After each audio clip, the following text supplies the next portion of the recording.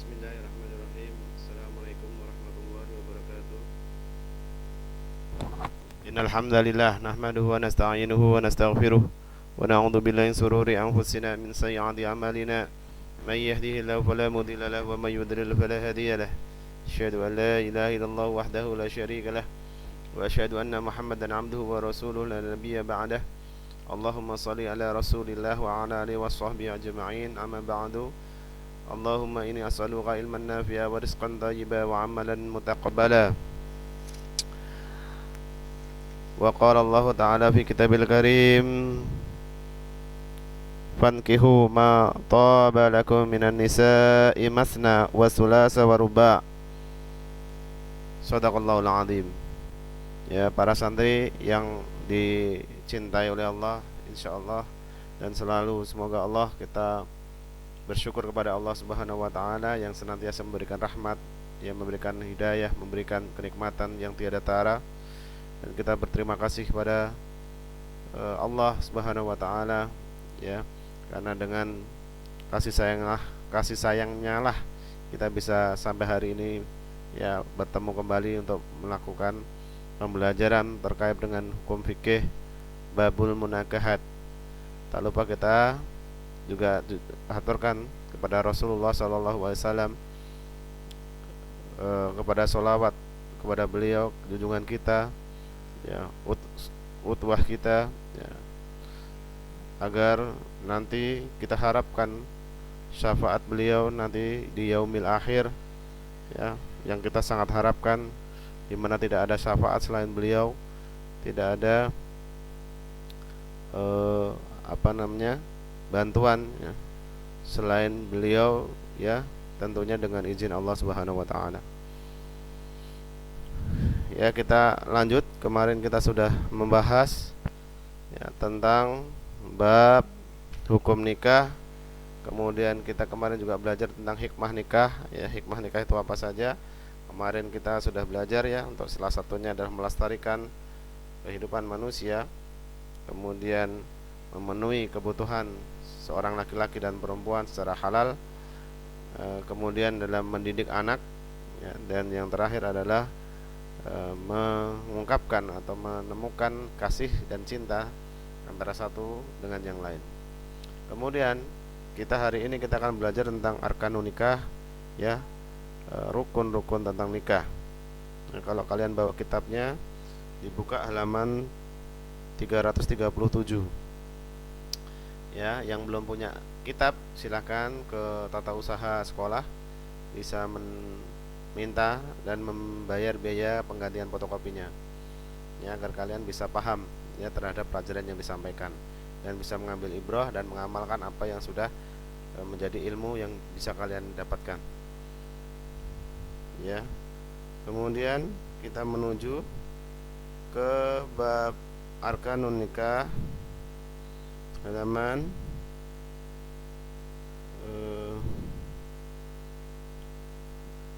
337, ya, bab 4, ya, atau nomor 4.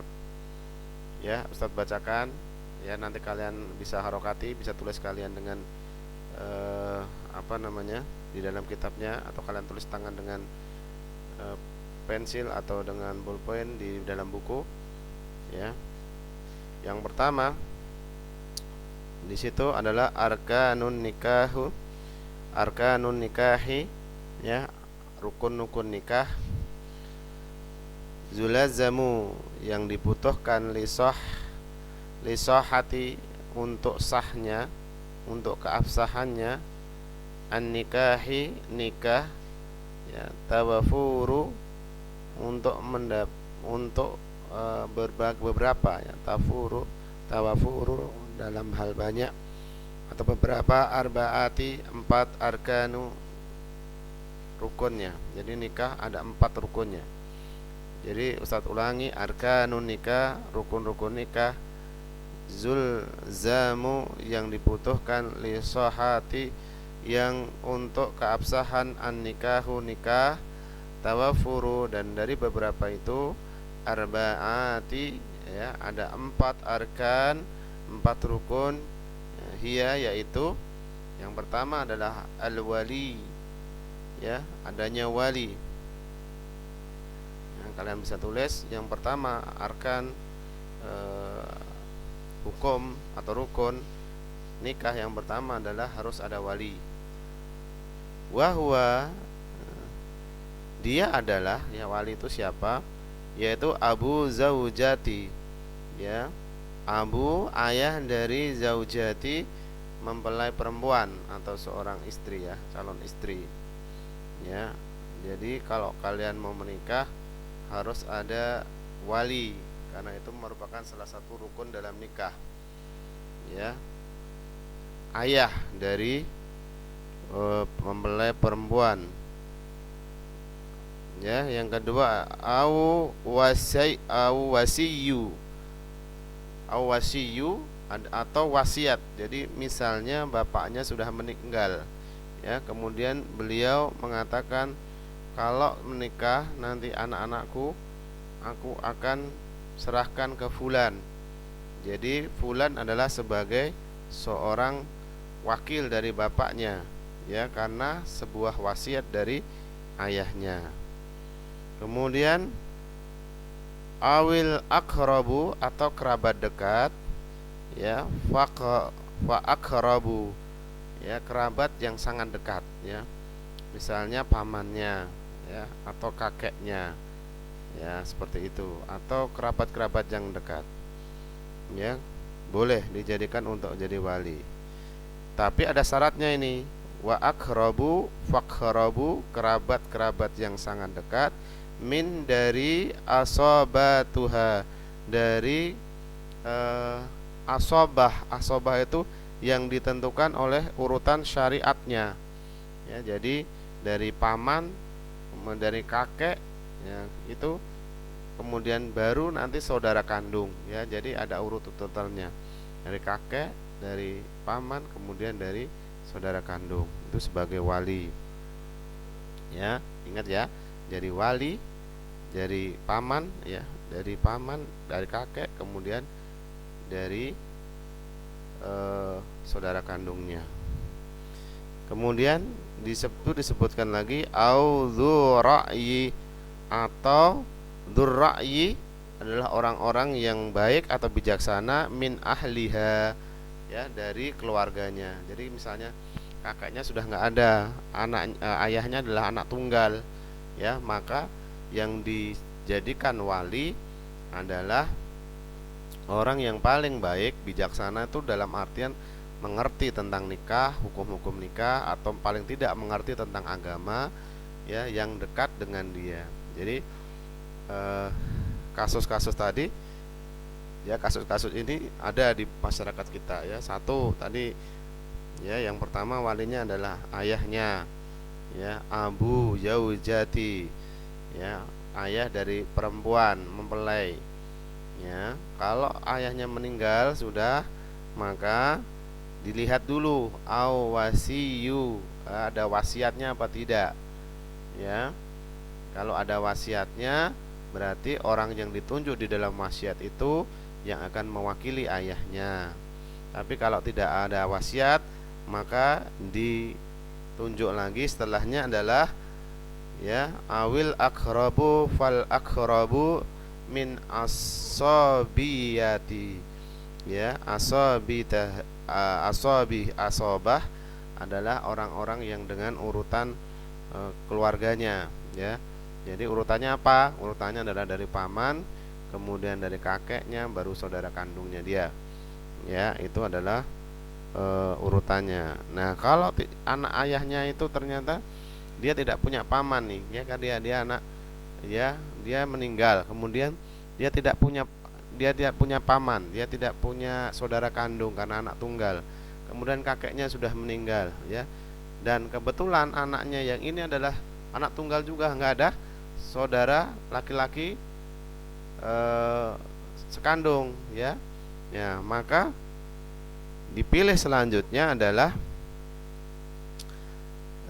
dzurra'yi, ya orang yang bijaksana, min ahliha dari keluarganya, ya mungkin kerabat-kerabat dari ibu atau kerabat-kerabat dari bapak yang karena bapak tidak punya saudara ya, mungkin kerabat dari kakek mungkin ya, itu yang bijaksana, atau kerabat-kerabat dari ibu yang keluarganya yang mengerti tentang agama ya, atau paling bagus lagi adalah mengerti tentang babun nikah ini, bab-bab nikah ini, sehingga dia ngerti hukum dan syarat-syarat nikah yang sah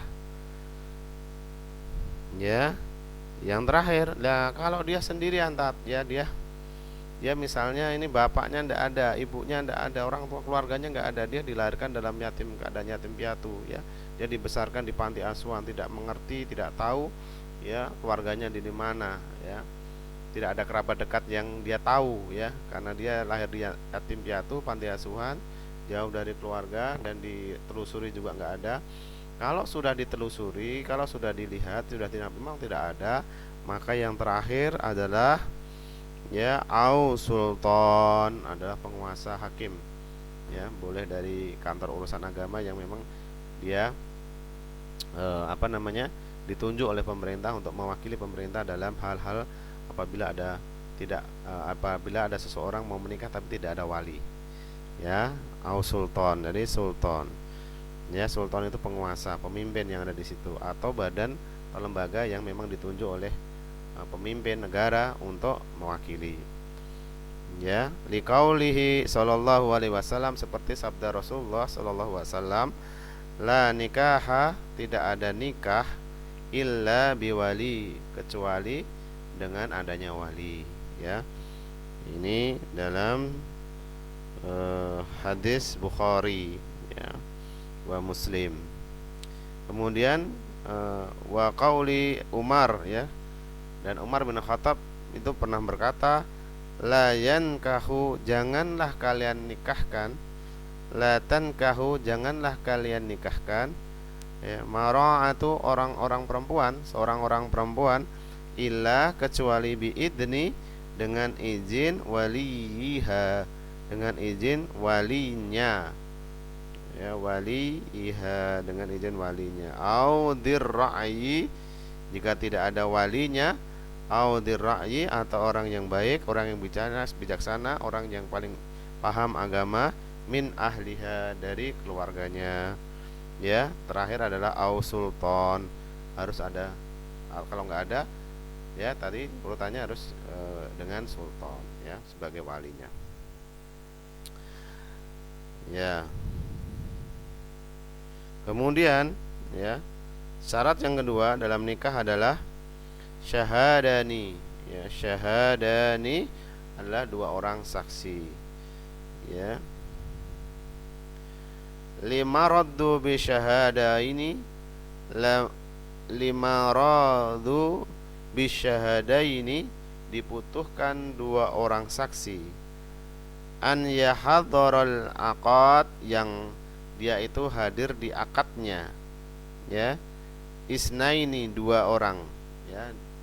Jadi dibutuhkan ayyahdharul aqad, dibutuhkan dalam setiap akad, isnaini, dua orang saksi, fa aksara, atau lebih, minar rijali, dari seorang laki-laki ya, adwalil muslimin, yang adil di antara orang muslim. Jadi dari sini dilihat bahwa syarat daripada saksi itu adalah, yang pertama adalah dua orang atau lebih ya. Ya, jadi kalian kalau misalnya ingin menikah ya, jadi harus ada saksi dua orang, boleh lebih, boleh tiga, boleh lima, boleh ya, karena syarat yang kedua adalah ya, minar rijalil adawali, seorang pemuda atau seorang laki-laki yang adil. Jadi syarat kedua dia harus laki-laki, saksi tidak boleh perempuan ya, seorang laki-laki ya. Ini dua orang atau lebih yang adil. Nah, dalam keadaan ini, karena di era kita itu adil itu sangat susah, maka dibolehkan atau lebih baik itu menggunakan lebih dari dua saksi. Tapi kalau menggunakan dua saksi saja itu sudah sah ya, seperti dalam surat At-Talaq ayat 2 ya, liqauli ta'ala, Allah bersabda berfirman ya, wa ashhidu ya, dan ya kesaksian itu ya dawani adli minkum, yaitu dari dua orang yang adil di antara kalian. Ya, itu yang kedua. Yang ketiga, ya selain wali, kemudian selain dua orang saksi, yang ketiga adalah sighatul aqadi, ya sigot akad nikah. Ya, apa sigot akad nikah? Itu sigatul aqadi, hiya adalah kaulu perkataan yauji seorang calon suami au wakilihi atau wakilnya fil aqad di dalam akad. Jadi sigot itu perkataan laki-laki, ya perkataan laki-laki atau wakilnya dalam akad nikah, ya itu sigot. Jadi laki-laki apa? Laki-laki bukan laki-laki yang melamar, ya maksudnya laki karena ada wakilnya berarti mempelai perempuan, ya. Jadi laki-laki wakil dari mempelai perempuan atau disebut tadi wali, ya perkataan tadi. Jadi di sini dikatakan bahwa sigot adalah perkataan zauji mempelai laki-laki atau wakilnya, ya. Berarti ini mempelai laki-laki, ya zauji au wakili atau laki-lakinya fi iqad di dalam akad, ya akad nikah. Ya zawijani, ya laki-laki mempelai itu perkataannya seperti apa? Ya seperti nikahkan aku dengan putrimu atau putri yang diwasiatkan kepadamu bernama si fulanah. Kemudian si wali mengatakan aku nikahkan kamu dengan putriku yang bernama begini-begini. Kemudian yang laki-laki mengatakan aku terima nikahnya, ya putrimu atau putri dari bapak ini sebagai wakilnya. Nah, ya itu sah, ya. Jadi sudah ada perkataan bahwa ya nikahkan aku dengan putrimu dan dibalas dengan sigatnya, yaitu aku nikahkan putriku atau aku nikahkan keponakanku atau aku nikahkan cucuku dan sebagainya sesuai dengan walinya, ya itu sudah sah. Harus ada itu. Kalau tidak ada perkataan aku nikahkan, ya maka tidak sah. Itu karena itu sigatnya.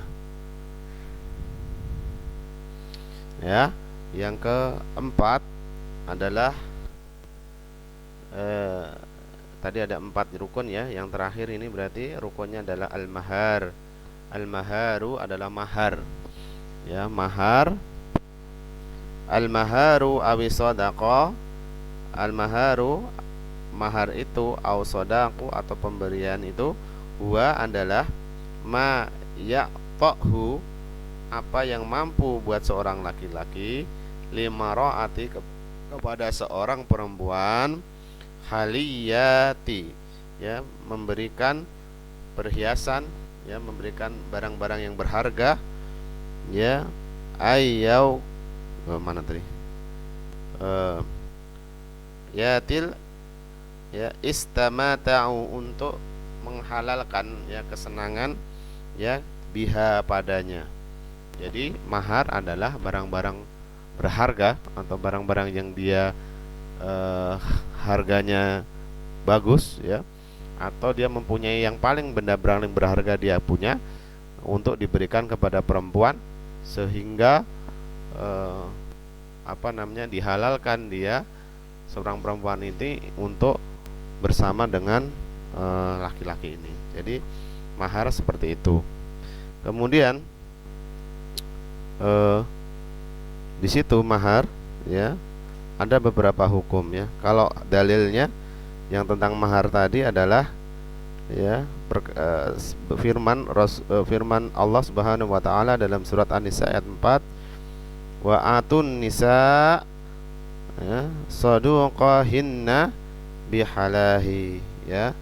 Jadi wa'atun nisaa saduqatihinna nihalati, dan berikanlah mas kawin mahar kepada wanita yang kamu nikahi sebagai bentuk kerelaan kamu, ya. Itu kemudian ada hukum, ya, hukum tentang mahar, ya, ahkam tentang nahar, ya, ahkamun nahar, ya. Ahkamuhu, yaitu hukum-hukumnya mahar. Yang pertama adalah yastahabbu, ya, disukai, ya, tahfifahu, yang ringan, yang tidak memberatkan suaminya. Ya, jadi ketika kalian nanti mahar itu yang ringan, tidak memberatkan suaminya.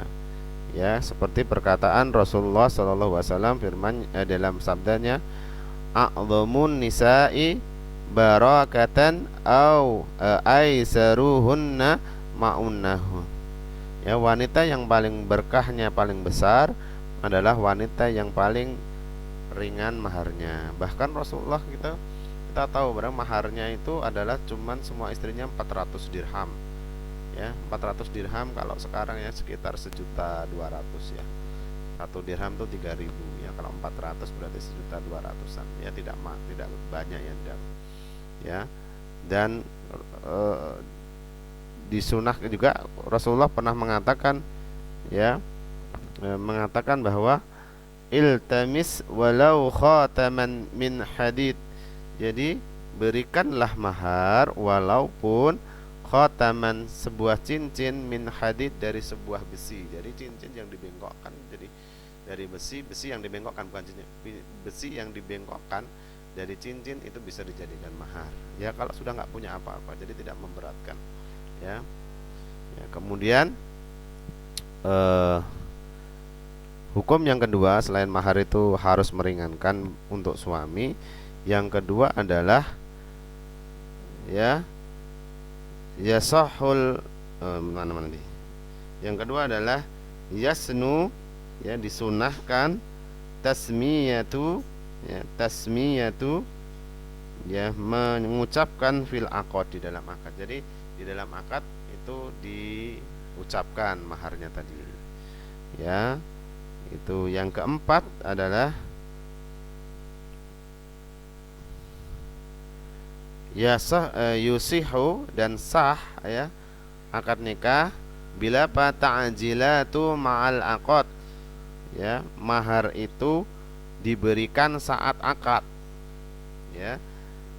Yusihu ta'jilahu ma'al aqad, jadi mahar itu boleh atau harus diberikan kepada mempelai perempuan saat akad, ya. Wa yusihu, dan sah ta'jilatu, dibayar dengan segera, dengan kontan, ya, au ba'dahu, atau setelah nikah, ila ajal, dengan cara menangguhkan, ya, menghutang, boleh, ya. Jadi membayarnya setelah nikah itu boleh dengan cara itu. Jadi boleh dengan cara kontan atau dengan cara berhutang untuk masalah mahar, ya. Nah, saya kira itu dulu, ya, tentang adab. Jadi ada 4 tentang akad nikah dan juga ada 4 tentang hukum mahar, ya.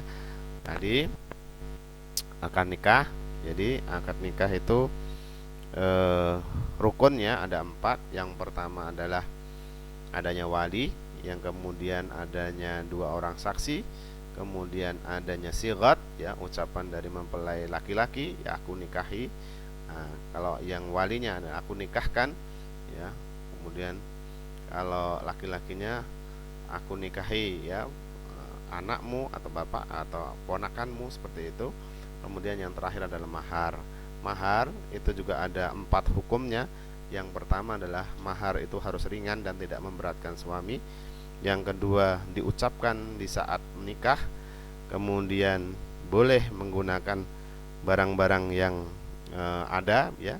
Tadi dikatakan khotamu, cincin minan hadid, dari besi, ya. Kemudian yang ketiga, yang keempat adalah boleh dibayar dengan kontan atau dengan cara menghutang, ya.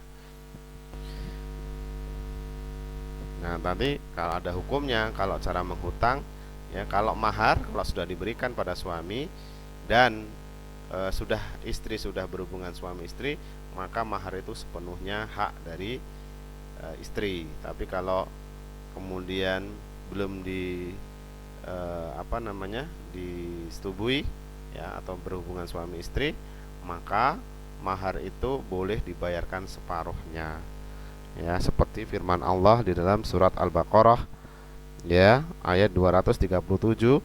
Di situ dikatakan, jika kamu menceraikan istri-istri kamu sebelum kamu bercampur dengan mereka, ya, padahal kamu telah menentukan maharnya, maka bayarlah separuh dari mahar yang telah ditentukan. Seperti itu, ya. Jadi kalau sudah bercampur atau berhubungan suami istri, maka itu menjadi hak sepenuhnya dari istri. Tapi kalau belum dicampuri atau belum berhubungan suami istri, maka suami tetap harus membayar, ya, separuh dari mahar yang sudah ditentukan di akad nikah. Ya, Ustaz kira itu, ya, itu saja dulu, ya, kita bisa belajar atau menambah pengetahuan kita tentang akad nikah. Pahamkan ketika kalian besok sudah dewasa menikah, ya, rukun-rukun itu dipenuhi, kemudian syarat-syarat mahar kalian juga sudah paham, ya. Jangan sampai mahar itu memberatkan, ya. Kemudian hak-hak mahar itu pada siapa saja kalian juga sudah saya jelaskan tadi. Insyaallah membuat pengetahuan kalian lebih banyak dan mengetahui bagaimana aturan-aturan agama dalam hal ini. Demikian, ya, Ustadz mohon maaf kalau ada kesalahan. Jika ada yang masih belum paham atau belum ingin bertanya, silahkan ditanyakan ke Ustadz, ya, tentang hal ini, ya. Insya Allah nanti Ustadz sebisanya akan kita jawab, ya, berdasarkan buku atau kitab apa namanya fikih, ya, Minhajul Muslim. Itu saja, kita tutup dengan doa kafaratul majlis. Alhamdulillahirabbil alamin, subhanakallahumma wa bihamdika asyhadu an la ilaha illa anta astaghfiruka wa atubu ilaik. Wabillahi taufiq wal hidayah. Wassalamualaikum warahmatullahi wabarakatuh.